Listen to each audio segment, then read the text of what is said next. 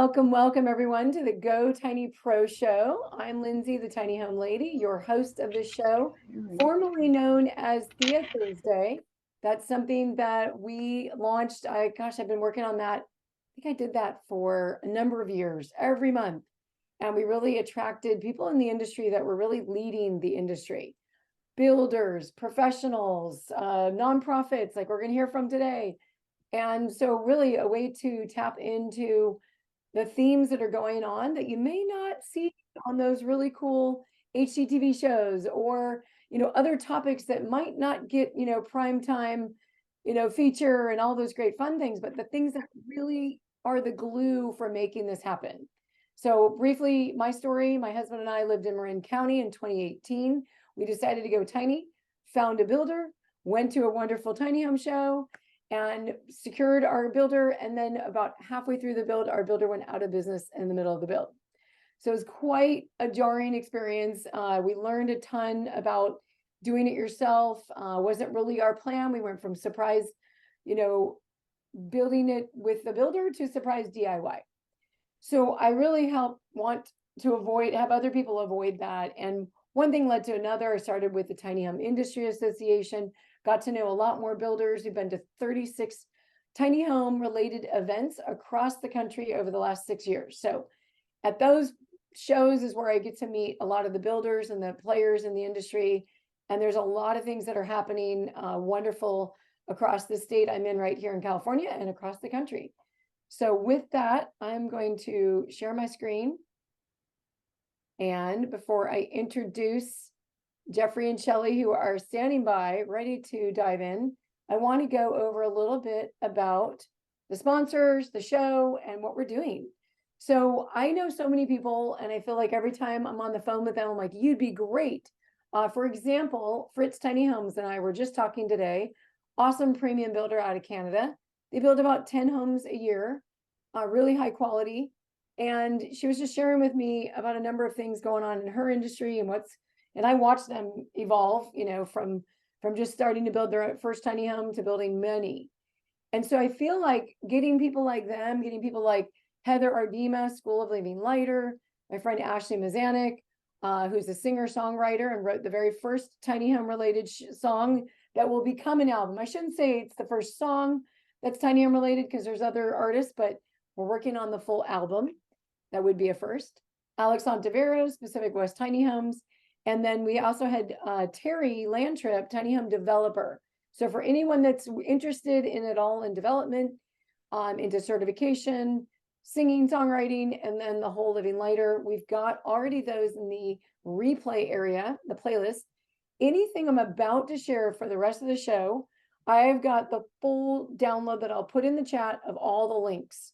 That way you don't have to try to go look them up or whatever. I will be putting them in there shortly after I finish.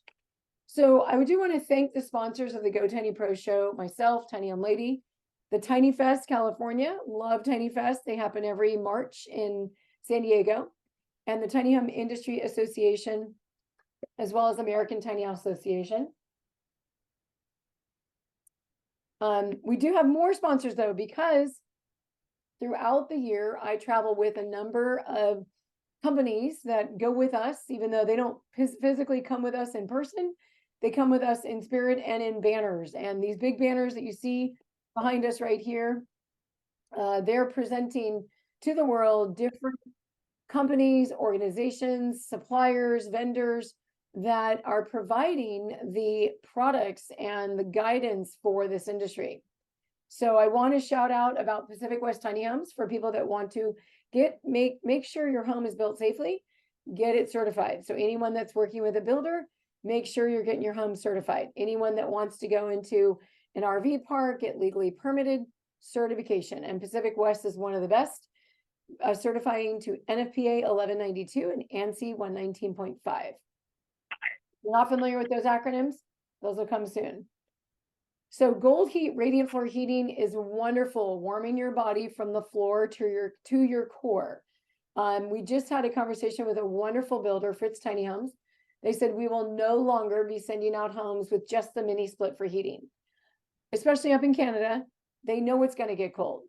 So, the idea of handing over $150,000 tiny home with a bunch of slippers that people have to wear in the winter is not so great. So having radiant floor heating, whether it's the, water-based one, or in this case, the electric.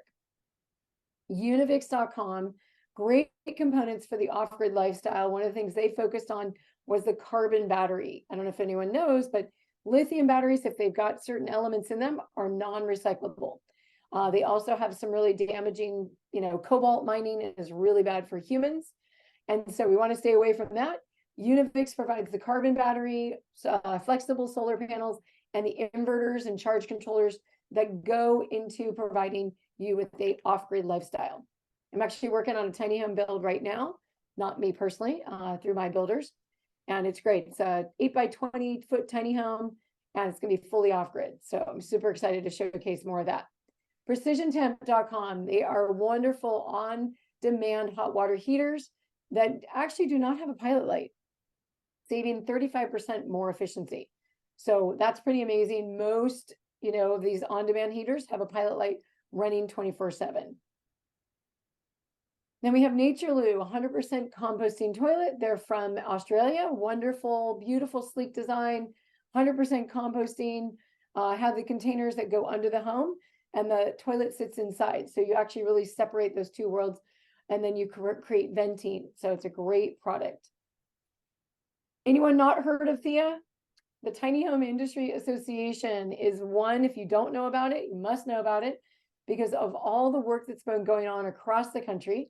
I'm an ambassador with THEA, used to be on the board, and now I get to share the good word of THEA in legalizing movable tiny homes, whether that's as accessory dwelling units in backyards, as primary residence on land, which a lot of people are interested in, maybe planned unit development, cottage clusters, more of that community village sort of scenario.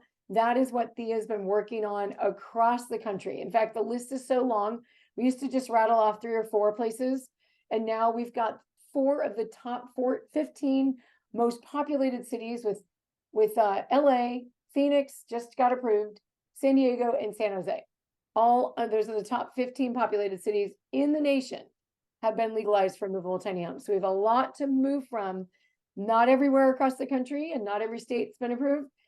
Soon Nevada will come out with, by 2024, every jurisdiction in their state will need to have a tiny home type of zoning, which is amazing that a state's doing that. So, once one city and one state does it, sometimes it just gets better and better. And we need to do a lot of work on our zoning and our building standards. American Tiny House Association. So once something's been approved, like for example, the city of San Diego, our job with American Tiny House Association and a grant that I'm working with is going in and educating the land or homeowners about movable tiny homes being available. In the case of, let's just take the city of Los Angeles, you can put them in the backyard of a single family home, and many people don't know about it. So ATHA is all about educating people about those ordinances that are already been passed. For example, San Diego has passed 3 years ago and only 4 have been approved in the city. There's plenty of space out there. We just need to get people aware of it. So we are looking for volunteers to promote the Go Tiny educational series. If you're interested, reach out to me. These are going to be in areas where they're already legal. THEA breaks the new ground, and American Tiny House Association says, here's what that new ground and that new ordinance looks like for you as a homeowner or landowner in that city or jurisdiction. And the Go Tiny Academy, this is near and dear to my heart because I took the 3 pillars of Going Tiny, turned them into 6 training modules, focusing on the land, the finance, and the build, which are still, to this day, the 3 things that you need to go tiny. Some people already have the land, but based on the home that they want, will the zoning work? Some people need the financing. Based on the financing they need, will the land and the zoning and the type of builder work? Not all builders offer financing. So there's also ways that I work with builders to bring them that financing that they need to provide that for their buyers. And then my goal, 100,000 tiny homes. So that's going to take a lot of work, a lot of action across the country. We need more houses. That is a drop in the bucket, by the way. Just in the state of California, we need, I've heard anywhere from 1 to 3 million, whichever it is, even if it's 1 million, only 100,000 tiny homes, that's a lot. right? That's how much homes are needed in the city of San Diego alone. So I think tiny homes are a great solution. One of the things that we got to learn about, this is inside the Go Tiny Academy. I'm going to blaze on through it because that's not what we're going to talk about for the rest of the time. But we really need to understand the difference of building standards and zoning laws. Building standards have to do with how the home is built. Zoning is what is allowed or not allowed on the land. And so quickly, every type you're going to see on this next list is built in a factory, arrives on wheels, and then is placed on foundation. So we have the movable tiny home, not a standard yet.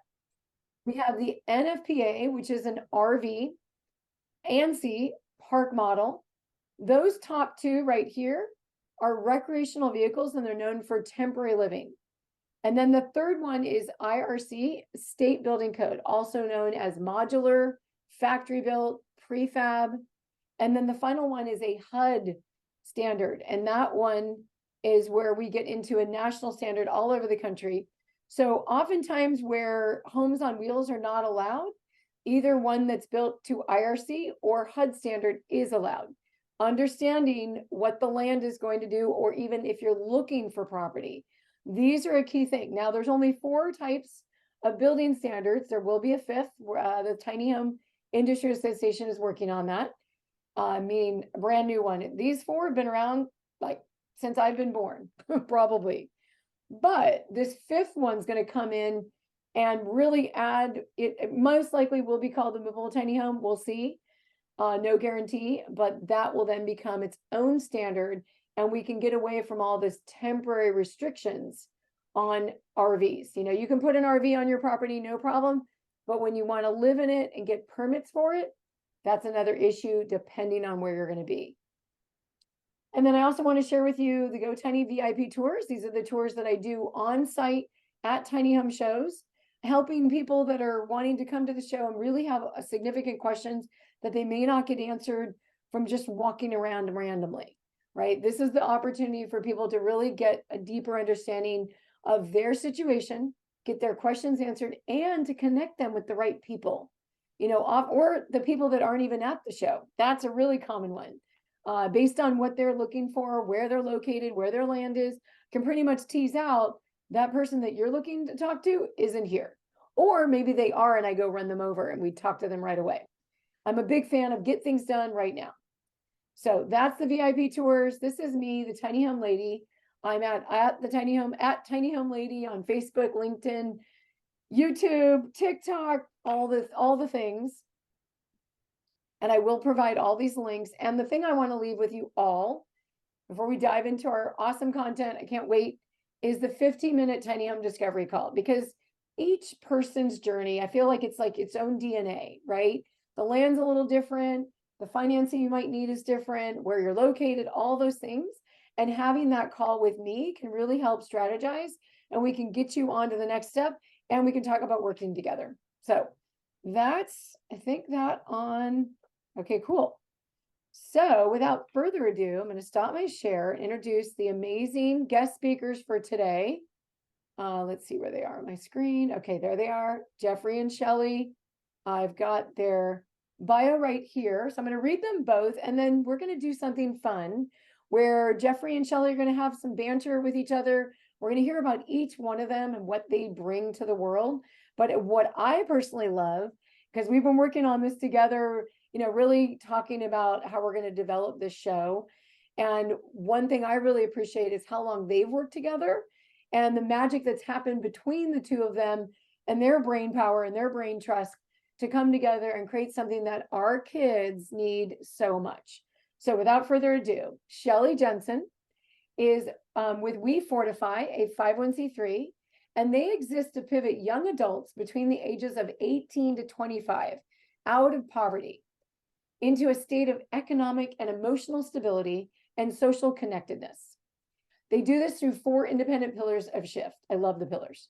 Safe, dignified housing with a small supportive community, individualized trauma response therapies, life skills education, and living wage career placement. Wouldn't that be amazing? I feel like that is a list that we all need, you know, because it's not easy when you come out of the world, out of high school, and now you're off into wherever. Now, if you've got a really supportive family, great, but not all of our kids out there have that real support system. So even more important to get that support. And so be prepared to be inspired by Shelley Jensen, dedicated advocate for shifting young adults out of this state of extreme vulnerability into a state of that economic stability and connectedness. And so as a nonprofit, she's transforming young adults. She lives in Colorado Springs, and she's conviction is to create sustainable shift for providing housing, support, and job training to those experiencing homelessness. And that's what drives her work. So thank you, Shelley, for being here. I'm going to talk a little bit about Jeffrey. Jeffrey Cooper is managing principal of New Venture Resources, LLC, an investment and venture management firm with over a 40-year track record in venture capital investing and entrepreneurship, primarily in technology-based businesses. He's also the executive director of the Richard Petrus Foundation, a private foundation granting in science, arts, and entrepreneurship in Colorado. And what's purely amazing to me is that Jeffrey's really been guiding and mentoring me on something he's going to talk about a little bit later. And I think that's going to be really helpful, especially for people that are looking to do something to better society, whatever that may be, veterans, seniors, something that has probably a connection that a foundation would be willing to support. So he's got the unique way of going about it. And so now I want to turn it over to Shelley Jensen. You can unmute yourself, Shelley. And thank you so much, both of you, for being here, organizing yourself, and doing all that you've done to create this great show. There we go. I did this so that the audience could read it while I spoke. So I can tell a little story about We Fortify and Working Fusion. In 2019, we founded We Fortify. It was actually December 20th of 2019.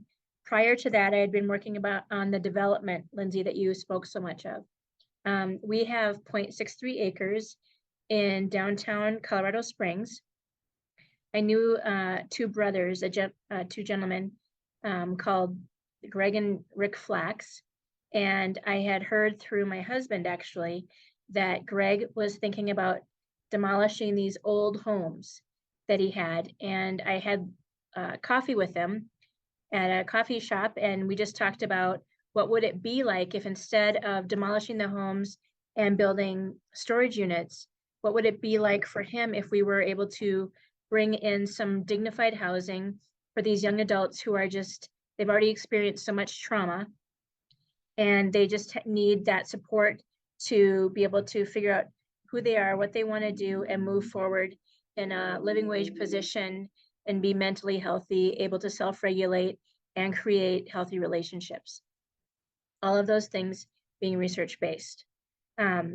We ended up shaking hands and Working Fusion began. We were very fortunate to get it through the city council twice. We were voted in unanimously twice.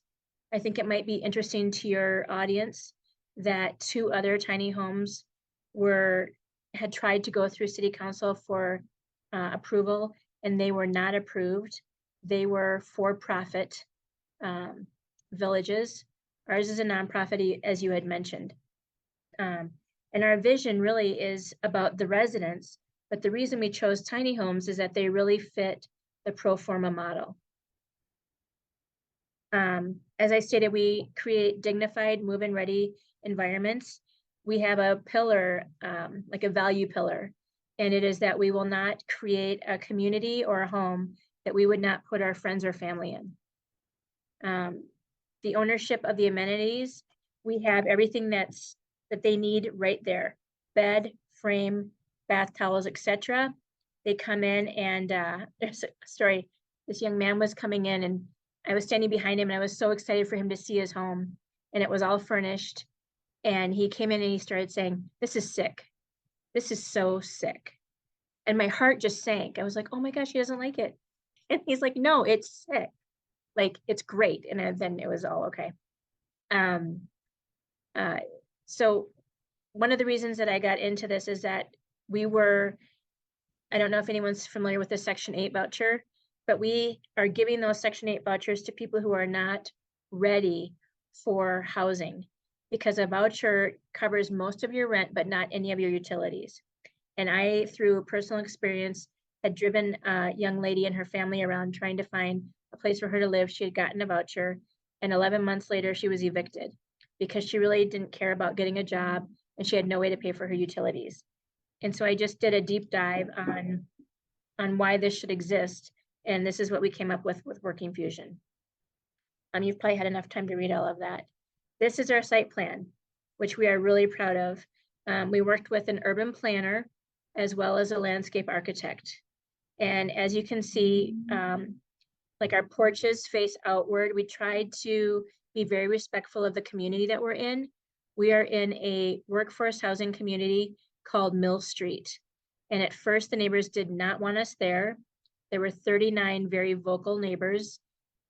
We ended up having a meeting prior to going to the city council. We let them speak for the first hour and a half. And then I just wrote things down that they were saying that were incorrect.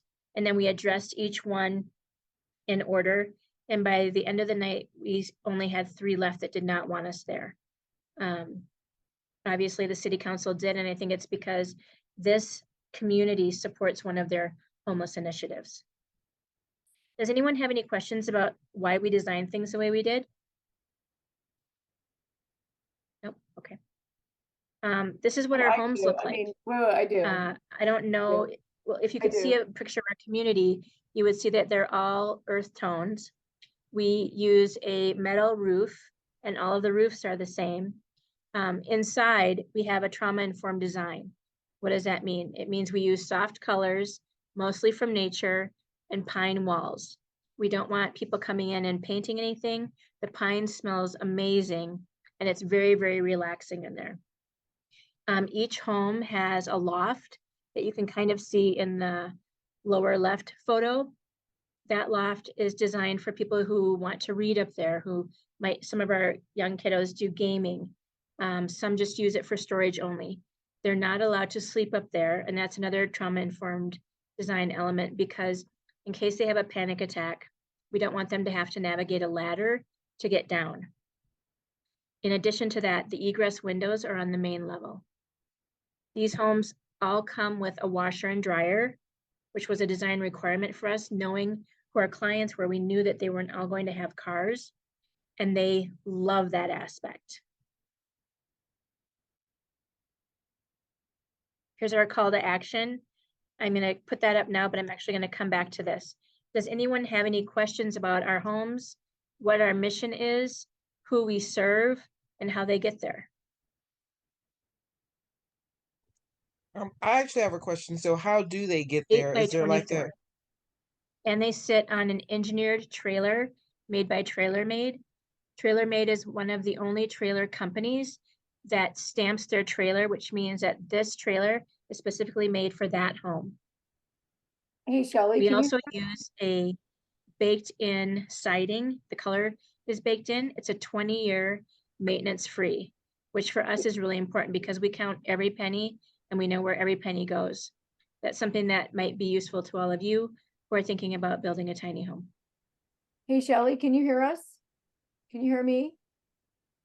I don't think they can. Can anyone else hear me? Yes, I can hear you. Yes, Okay. I can hear you.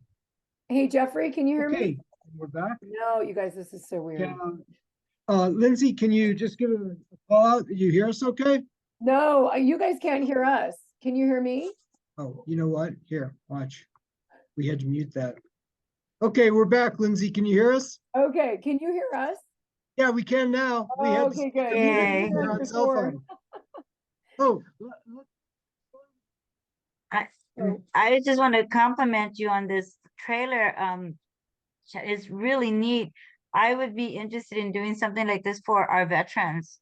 My background is also, you know, I worked in the community college for 16 years with veteran students, and one of the things that obviously come in to try to acclimate back, and one of the things that always really bothered me is that, you know, some don't make it, especially, you know, being where they've been and come back to, you know, trying to acclimate back. And this model would be just great. And in Arizona, a lot of our veterans go to Arizona. For some reason, it's just soothing. The environment on the outskirts of Sedona, all those areas is where they go try to you know, acclimate back. And the homelessness out there is just like the homelessness of teenagers. I went to Colorado many moons ago, and the homelessness on kids under the age of 21 was incredible. I couldn't believe it and understand it. And as a community college counselor, I was like, oh my gosh, what is going on? But same thing, working with the veterans, this is what I would like to do is in my tiny home community, is have a safe place for the veterans to come in and try to acclimate back into society. And if they choose to own the house there in that tiny home community, I mean, because in an acre, a regular 3-bedroom true house, you can put an acre, 4 houses in an acre, you can put 24 tiny Actually, homes. that's an interesting, you know, because you guys didn't hear me earlier, Shelley. If you could go back to your site plan, because Mhm. now we have that weaving of the land zoning, building standard, you know, and I know that you guys are up for an award. Did that already get? And you know what? We can't hear you, Shelley. You'll have to get that camera. Yeah, there you go. Yes, we are up for an Urban Land Institute Impact or Influence Award, which was an incredible honor. We finished in the top 3, and we find out on October 18th if we won. It's a statewide award. There are many developers much more experienced than I am. But it was, the thing about working Fusion is that and this would go to the person who wants to do the vet village, you kind of have an idea of the profile of person. So I knew that our residents were going to be referred to us from other human services organizations. They were going to be coming out of foster care. They were going to be, you know, that demographic of young adult between the ages of 18 and 25. Many of our kiddos couch surf.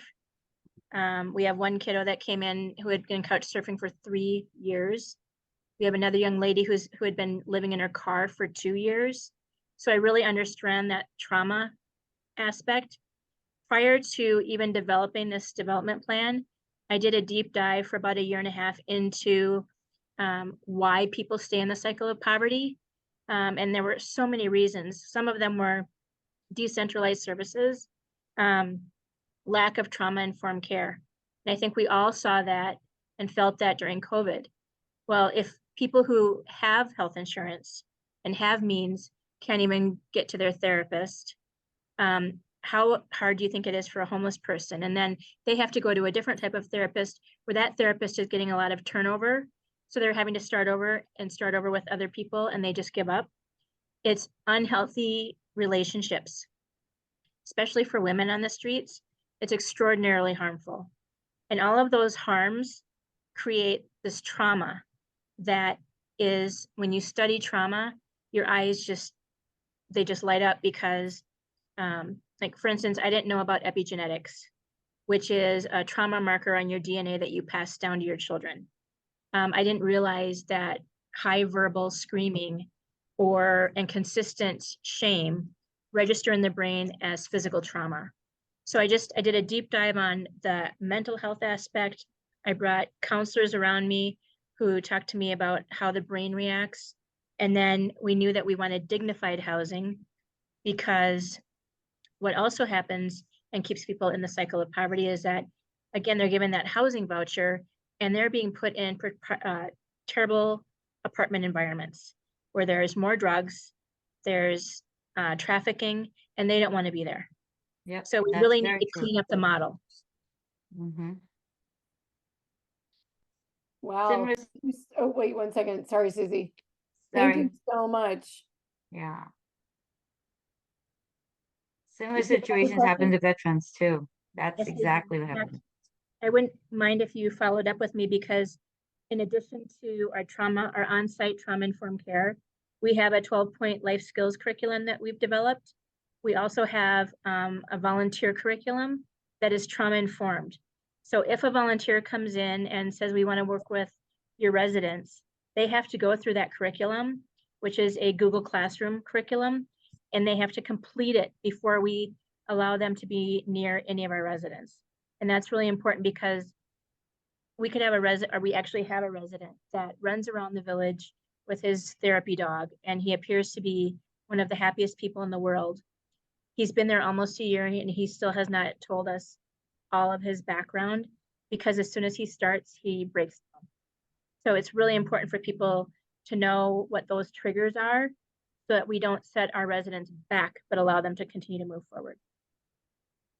So true. I just put in the link in the chat, how to get involved with Working Fusion. I did the page, your Get Involved page. Does that work, Shelley? Thank you. Yes, it does. It Yeah. goes directly to me. Great. Yes. So be sure to go fill that out, because all these organizations, you know, we all need to get behind them, you know, just like why I get so passionate about THEA, legalizing tiny homes, and now ATHA, that's helping educate homeowners and landowners, you know, whatever anyone or whoever anyone's looking for to get supported. But you said something earlier, this could have been this could have been a beautiful property for just a regular for-profit community, which many people do want. There's nothing wrong with that vision.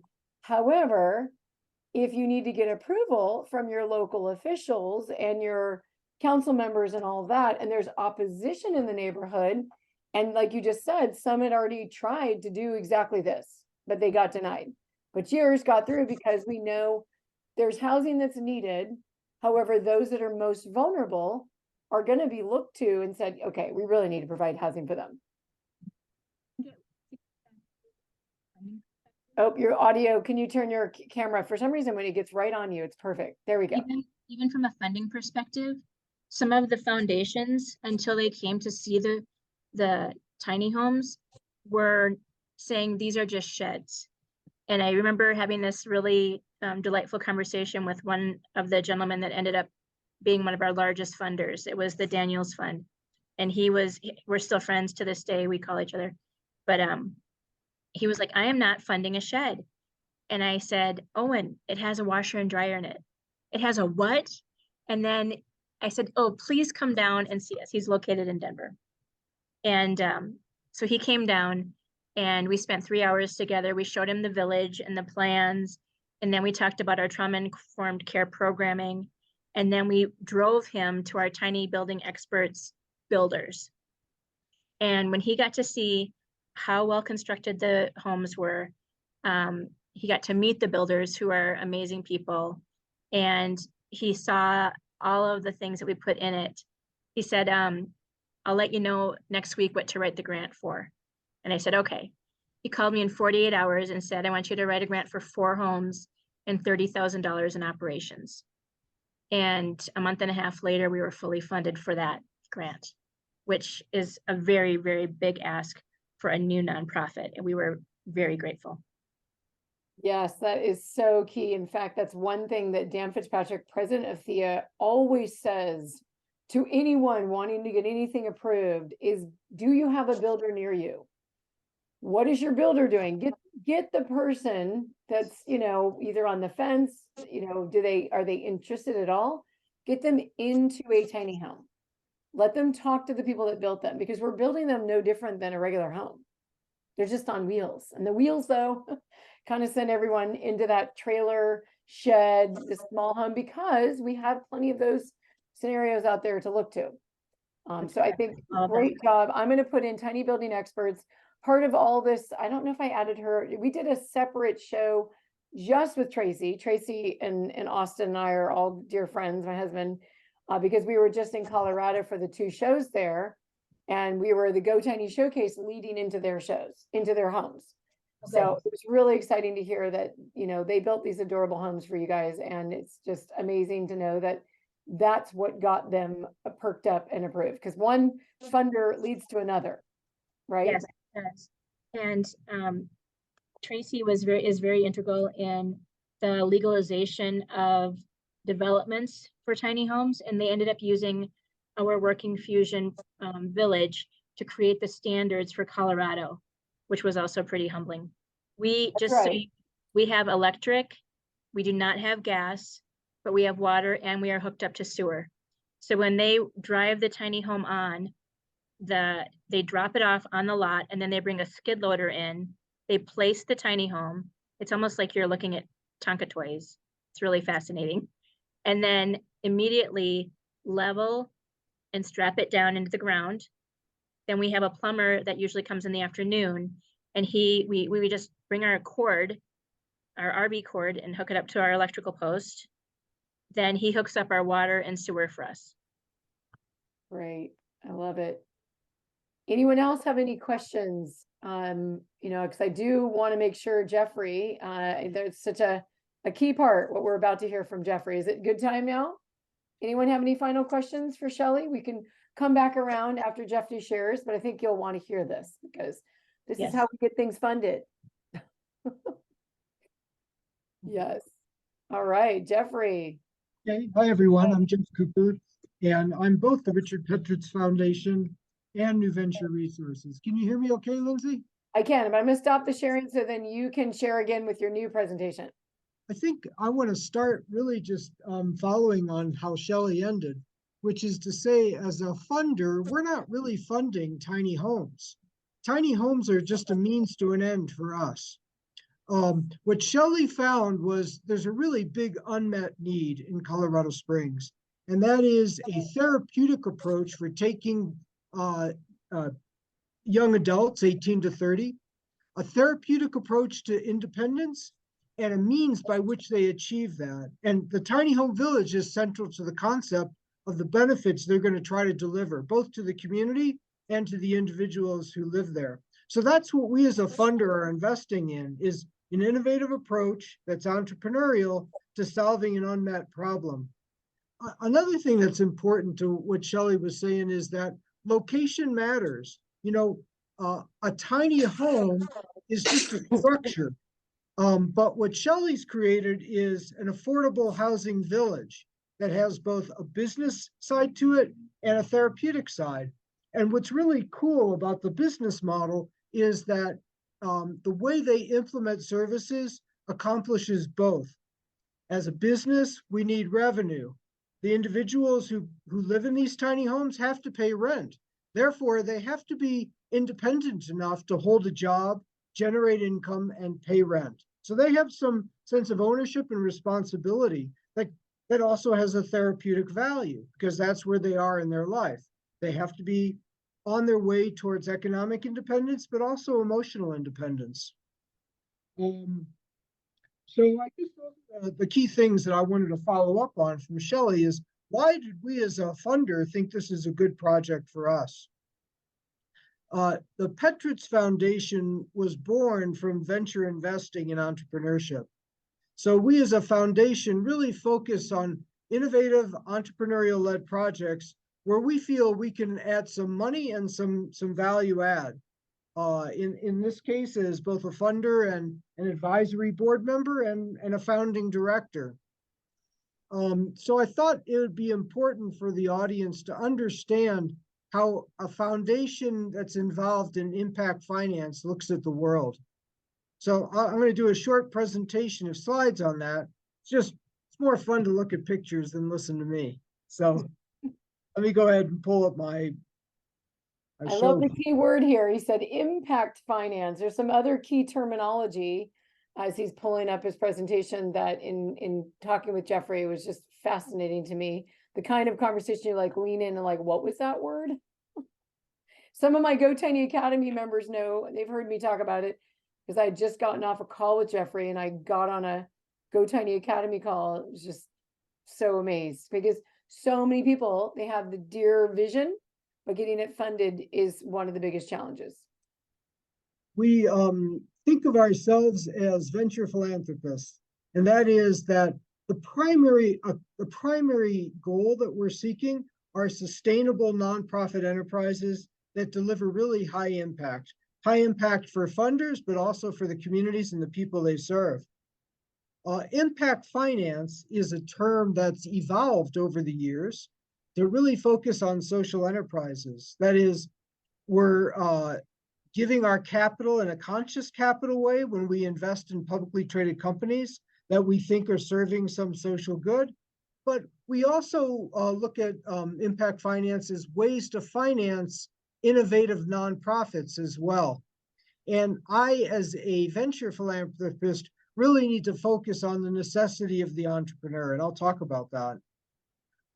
When we talk about business and good, business is good, and good business is even better. So it's from business that we get things like life-saving drugs and iPhones. That's where good jobs and education are produced. It's where taxes are paid. It's where there's a rate of return on invested capital. So business by itself is good.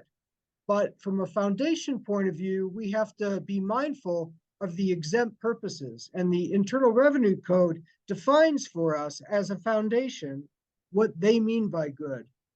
So this slide is just telling us that creating good is the aim here, but being a venture investor is different than being a philanthropic grantor or a philanthropic investor.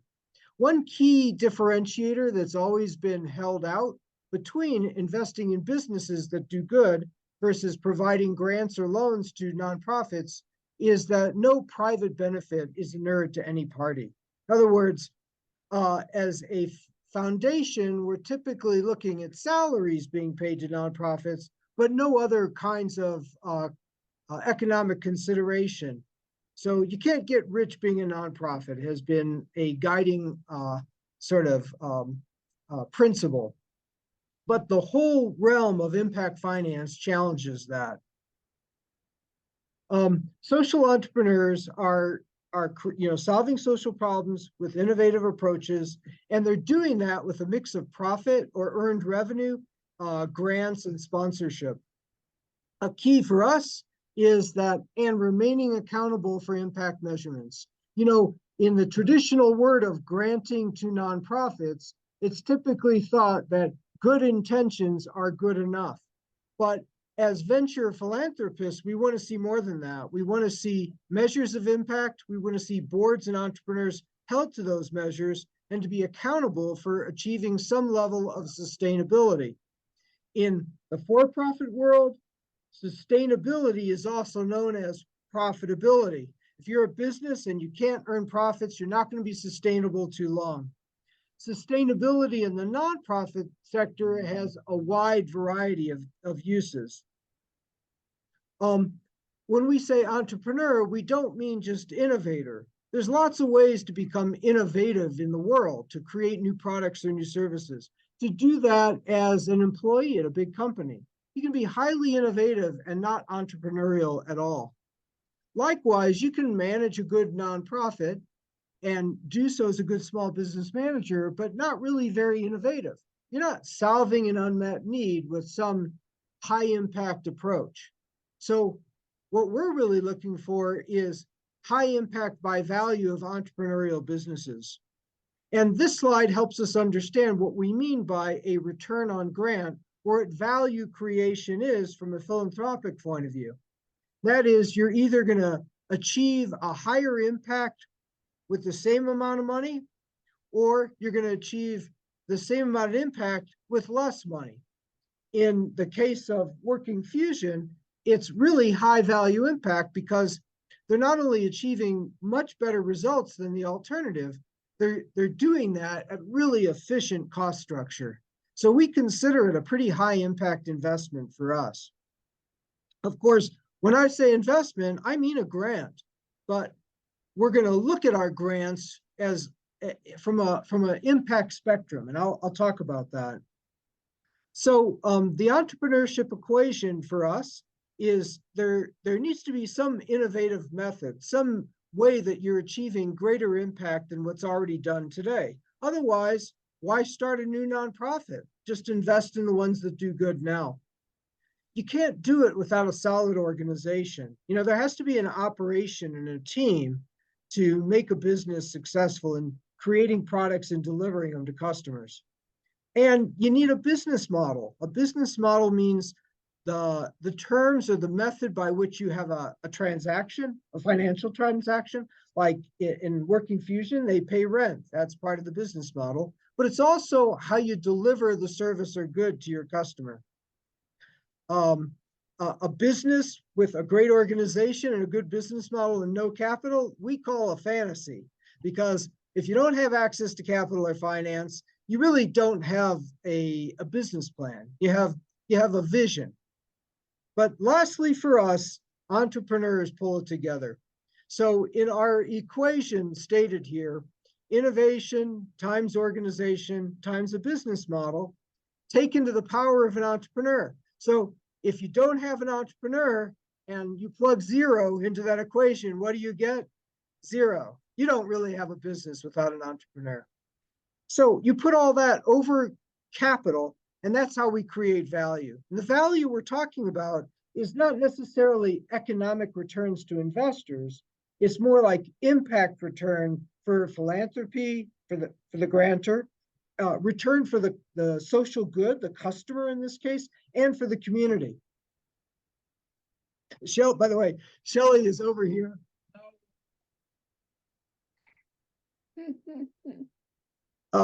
Okay, so in terms of time, we're really running out of time. So I'm going to just sort of fly through some of these.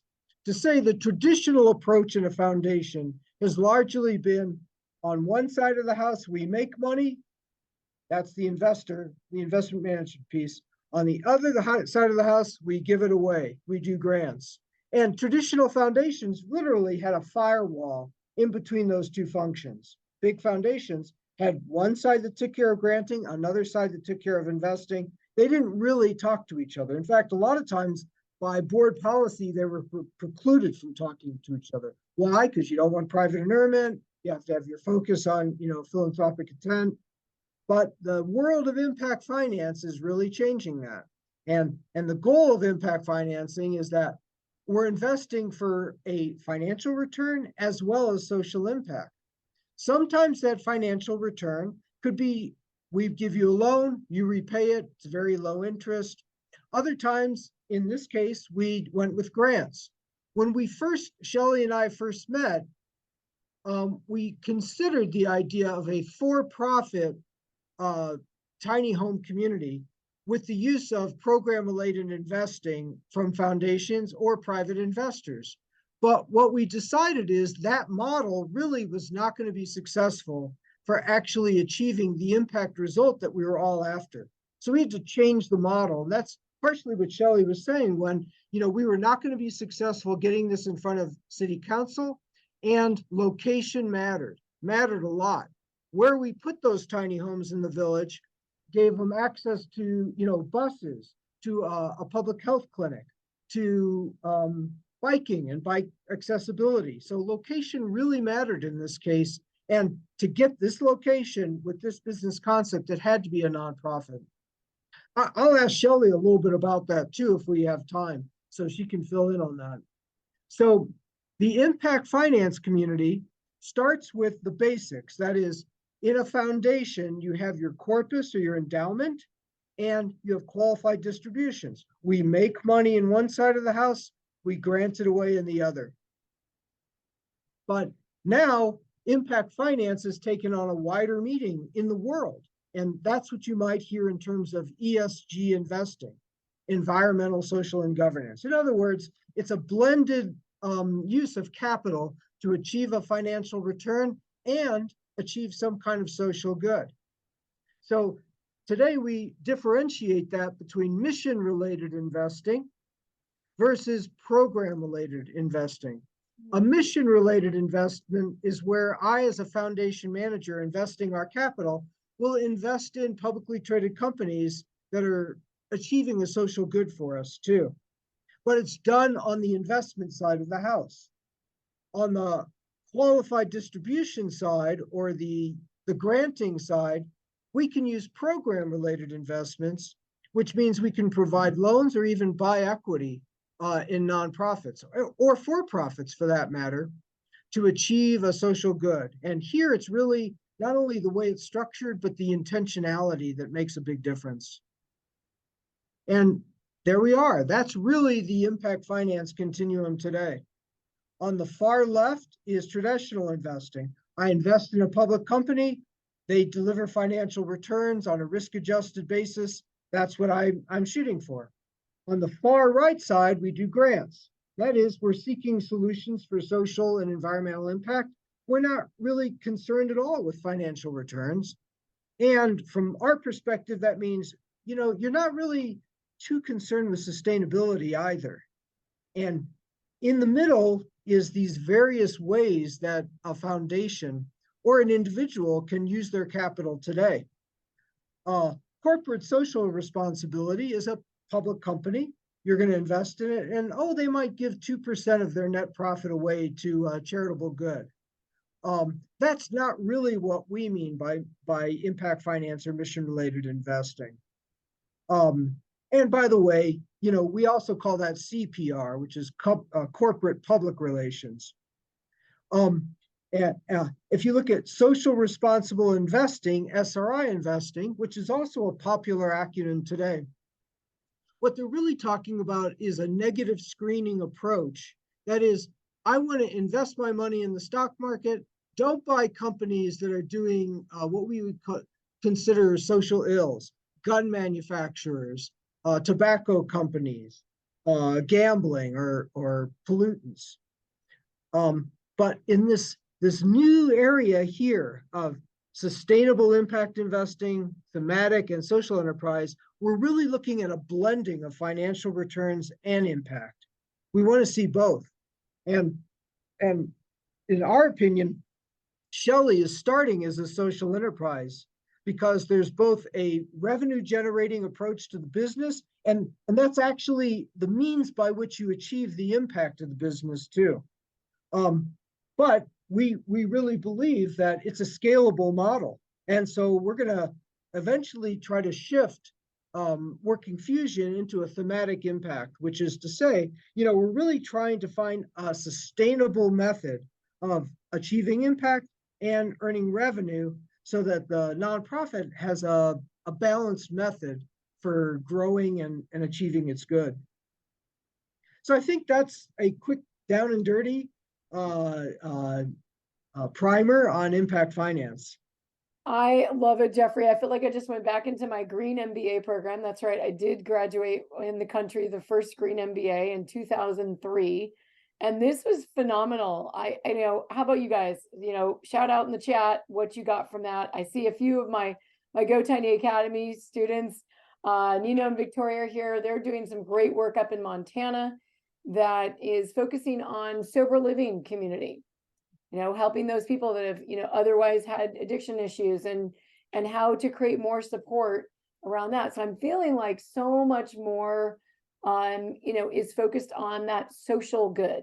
I know Gwen Rubio was interested in focusing on supporting, single moms and dads, right? That single life, it's not easy to be a single parent in this world and to not have that support. So anyone have any questions for Jeffrey or Shelley here today?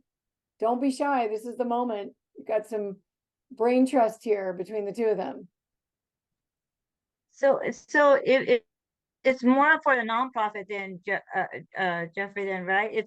Because what if you have an LLC, or if you try to do an LLC to do like a vet village? Well, with something like that, is it better to do nonprofit? Then it sounds like you'd have more backing, I guess. Is that you, Susie, who's asking the question? Yes, it is. Okay, so first of all, Susie, the thing I would say to you is, the structure of your organization is in part related to where you want to seek funding from. If you're seeking to be primarily grant or government funded, then there's going to be minimal investment return for the founders or the investors. If you're thinking that you can achieve a social good and be highly profitable, then there's other organizational structures, tax structures, that are going to be better incentives for drawing capital into your business.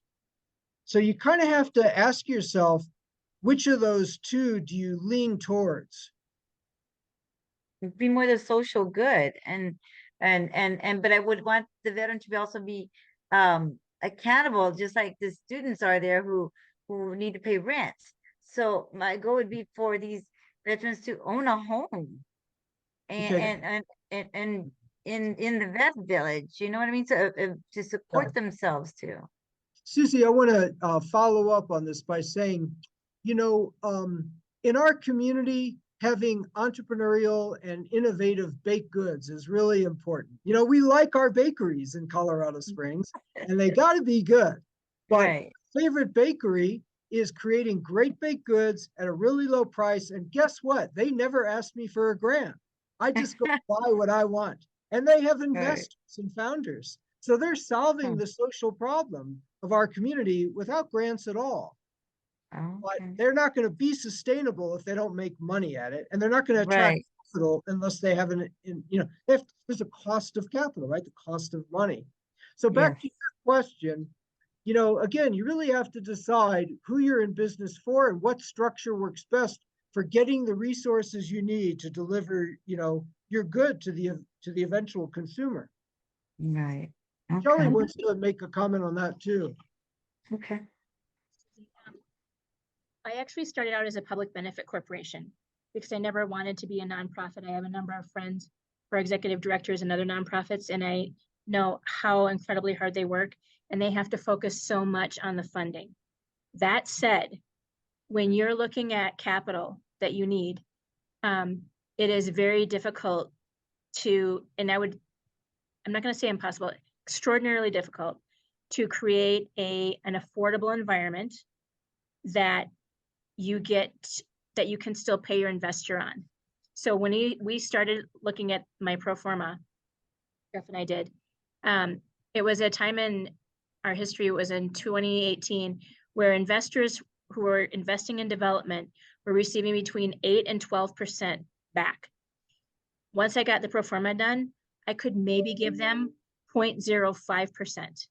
So obviously they're not going to invest with us. I actually went to the attorney in Denver who wrote the legislation for public benefit corporations. His name is Herrick. And I said, I laid everything out. I showed him my pro forma. I said, Herrick, I really don't want to be a nonprofit, but I respect you. What should I do? And he said, Shelley, don't stop what you're doing. You've got a great idea, but you're a nonprofit. And I drove all the way back to Colorado Springs swearing. And once I got over my pity party, I kind of thought about what we did and who we serve. And I came up with We Fortify. That's what we do for people. We meet them individually. So, and then I just want to touch on one other point. You want them to own a home. It may not be that they are ready to own a home. That's a lot of responsibility. So Right. you could do a dual model where you have some homes that are leased to buy, and you could also have some homes that are just for rent. And there's nothing wrong with splitting that up. I'd like to just I follow like up that. I like what that. Shelley said. So when she and I first met 5 years ago, this was still really in the idea stage. And the pro formas and the discussion about business model really proved to be instrumental to decide on a decision tree which way we were going. But I have the flexibility as both a venture capitalist and a foundation to be able to participate appropriate to the goals at hand. The goal here was not to make tiny homes. We could have done this with apartments if there was a good location in town. The goal here was to solve a real big social problem, affordable housing for young working people, and to get people who are at risk of homelessness into a situation where they could become more personally sustainable. So it just turns out for us, Susie, that mission that we had really lent itself to being a nonprofit and the use of PRIs and grants to fund it and revenue from individuals. I have a quick question. So where would someone, let's say I wanted to do the same thing, but in my state, right? We've got kids that need support everywhere, and I'm in Northern California. So, yes, we're here, there. Would I reach out to someone like you, Jeffrey? Like, are you interested in expanding and doing more? Or would I find someone in my local area that's a foundation dedicated to maybe youth, housing? What are some of those kind of key concepts? Because I feel like what you guys are talking about right now, I field a lot of people that want to do something, whether it's with seniors, veterans, youth, and so there's going to be a social good already attached to whoever you're helping, like Nina and Victoria, helping people, deal with sobriety. So, what would you say to that in terms of how would you go out and be looking for these kind of foundations? So I didn't know what I was doing from a development perspective or from a funding perspective. I had to change my paradigm around money, because when I started doing this, money was always something that split people up. It was the haves and have-nots. They had kind of a bitter attitude toward that. I changed it to have it personally be money as a tool, and it can be used for a lot of really good things. So that would be the first thing that I would have people know in that transparent model. And then I can talk to you from having to get funding, that if there's a national source for you, absolutely pursue it. But what I have found in Colorado is that it's the people who see this in their backyard and they see the passion that we have. We have an incredible team. Like, I'll start crying if I talk about our team. And we're laser focused. Like, we did a lot of research beforehand. Our model is built so that it could apply to sober living in addition to their very specific therapy. It could apply to veterans coming back in addition to their very specific therapy for that. These are traumatized individuals, and we just have to be really careful. But I'd like Jeff to respond to that funding question. Early stage investors invest in entrepreneurs. Innovation is a means to an end. So, having a track record as an entrepreneur, having connections, having people who believe in you, those are the necessity ingredients for early stage finance. So that's how to answer the question, really, Lindsay, is that you need to reach out to people who know you or know your community or passionately know the need you're trying to serve. It's really not generic to foundations as sort of a concept. You have to have a real focus on community, sort of weaving a community finance approach to it. Wouldn't you agree, Shelley? I do agree with that completely. And I just think that the more organized you can be up front, and the more focused, that's why, Lindsay, when people walk into a room and I'm in a meeting and someone introduces themselves and they say, I'm so-and-so, I work for such and such, and we're going to end homelessness, I want to either throw my notepad out the window or walk out of the room, because we're not going to end homelessness. So you really have to study who you want to serve. We're not going to end homelessness because homelessness, the demographics of it are exponential. It's really a much more individualized approach than what we're doing now, which is why We Fortify exists. I did not want to go through all this work, but if there was a place that I could have worked for, I would have. But I kept seeing holes in what we were providing. So, as an investor, what's attractive to us about Shelley as an entrepreneur is she's really focused on a niche that she can be excellent at. And therefore, we expect really high impact because of that. So, and that also, it's an edge when you know who you're serving, because then you can design your homes around that. So, I think it's Susie. I don't know that a tiny home would be good for all of your homes in your village for vets, because oftentimes they come back with injuries, and our tiny homes are not ADA compliant. You have to be much larger in the bathroom than what we could try to do. I challenged our builder, and it was unattainable for us for this one. So it's really important to know the demographics of who you're serving. Right, some of their physical, I know one of the builders had ramps, but they specifically had deck overs. So they started much higher off the ground. And so you have to have the ramp that's way longer. And then indoors, yeah, you definitely have to take care of that bathroom and access inside. Great. I know there was one question Gwen had, does most grants dictate how the funds are used? And I know from taking a number of grant writing classes, I can definitely speak to yes. A lot of grants are, dictated how funds are used. Obviously, when you speak with a foundation, if a foundation's really excited about technology, they have no interest in housing, that's probably not going to be a good fit. So even the organization focused on where they're going to put their funding, but I'll let the experts answer that one. Okay, well, so I wanted to answer it with Jeff, because the model that I used and I've learned from was that I took the cost of the tiny home, and our first home that was donated was by the Edson Foundation. So now that's called the Edson House. So Jeff's home that he donated with another organization is called the Petritz Moniker House. So we're putting plaques on all of these homes. We were also in what was called the enterprise zone. So we were able to give a state tax credit of 25% if you donated through that zone. So we even had 12 couples donate $5,000 a piece, and they bought a home. And now they still haven't come up with a name, but they're working on it. So that was a model I used. That is not the model I'm using on the next village, and this is why. As a new developer, I didn't think about cost of door. It's called the cost of door. And what you need to do is look at how much your infrastructure costs. Look at your first year of programming. Look at, and then add 10%, and look at sidewalks, all of those things. Then you take the cost of the home, you put all of that in your pro forma, you divide it by the number of units, and that's your cost per door. So if I had done cost per door on Working Fusion, instead of the 50 to 65,000 that was our range because of COVID, they went up $15,000 a piece. We would have been sitting at more like 95,000 per home or cost per door, or maybe even 105,000.